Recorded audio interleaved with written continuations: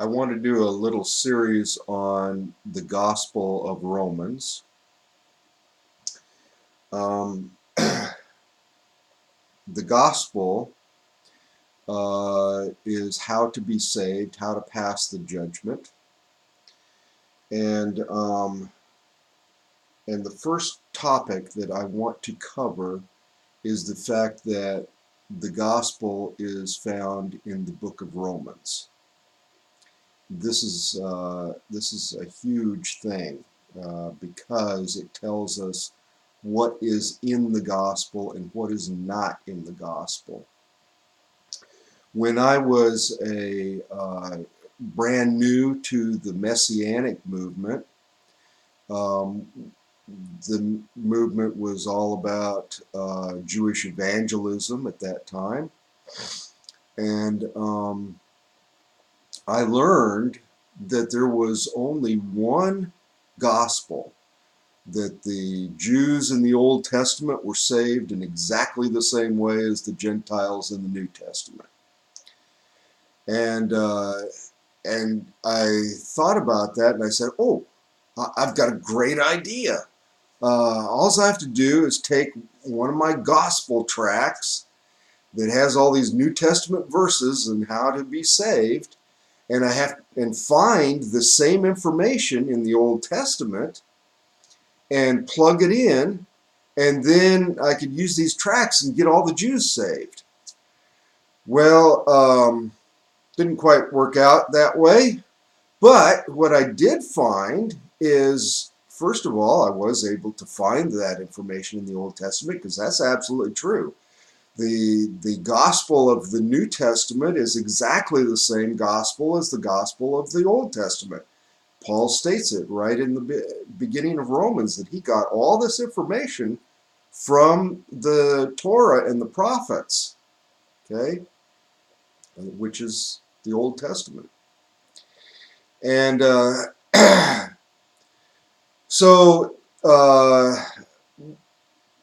but in that process, I asked myself the question of, why is it, if the gospel is the most important message, if getting saved is the most important message, passing the judgment is the most important message of the Bible, why isn't there a gospel tract in the Bible? Why do we have to write a gospel tract? And then I ran across Romans, and Romans is that gospel tract. And I'm going to cover the documentation for that in the next video. But let me point out right now what is the gospel. And for that, I'm going to turn to Romans chapter 1, and this is found in verses 16 and 17. Let me start off by reading it. The gospel of Messiah is the power of God to salvation for everyone who is trusting, to the Jew first and also to the Gentile, for in it we show the righteous works of God from faith to faith. Now, this is a great summary of the gospel and how it works. So let me start off by just explaining the basics of the gospel. First of all, the word gospel. The word gospel in the Greek is euangelion, which means good news. Okay? But in the Hebrew, the word gospel is besora. And when you go into the Septuagint and in the English, in the Old Testament, where it uses the word gospel, okay, it's translated good news or euangelion, okay? But if you go into the Hebrew of the text, it's besora. Now, besora and euangelion and good news are different things, okay? So what happens is that they have figured out that euangelion means good news, and they have assumed that good news is the meaning of the word basora. And it's great because it fits the typical Christian idea of the gospel, which is a one-shot faith. You hear good news, you respond to it, you're saved. Okay? But basora is very different. Basora means to flesh out. Okay? It comes from the Hebrew root word basar, which means flesh. Okay? Now, this is an artistic term. When you are doing a painting, you start out with a basic sketch, and then you start filling in details. That's what you do when you disciple. And that's what Yeshua did. He discipled.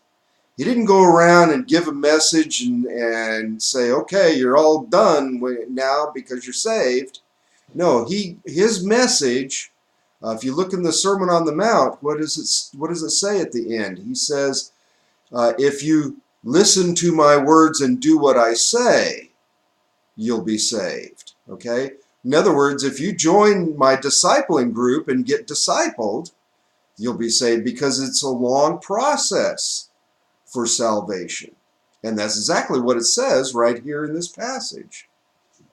If you look at the end of it, it says, from faith to faith.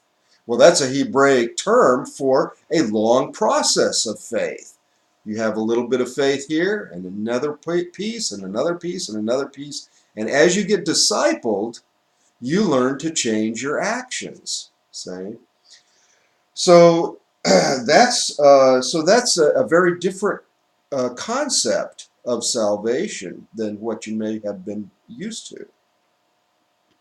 So it means the gospel, or the basora, or the fleshing out, the discipling of Messiah.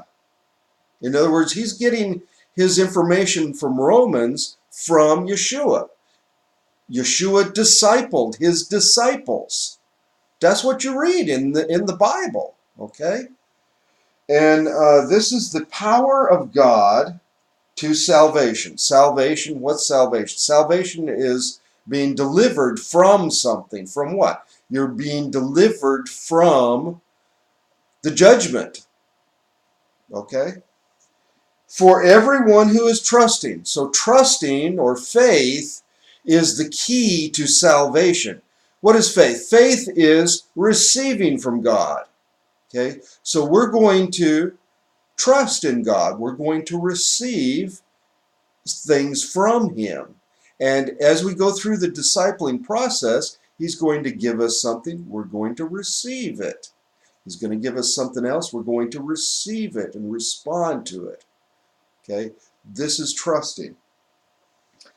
And then it says, for in it we show the righteous works of God. And here's the responding part of the thing. When we receive from God, that evokes a natural response. So we received all these good things from God, and our response is to do the things that He wants us to do. So it's faith and works. James says, faith without works is dead. So we have to respond to the things that we receive with good works. And we do that from faith to faith. In other words, we receive a little bit here, we respond a little bit. We receive, respond, receive, respond. And over a long process, we change our actions. That's the gospel. That's how we get saved, because that's what the judgment requires, is for us to be righteous. All right, the next thing that I want to do is give the documentation of why I believe that Romans is the gospel. And I'll give that in the next video.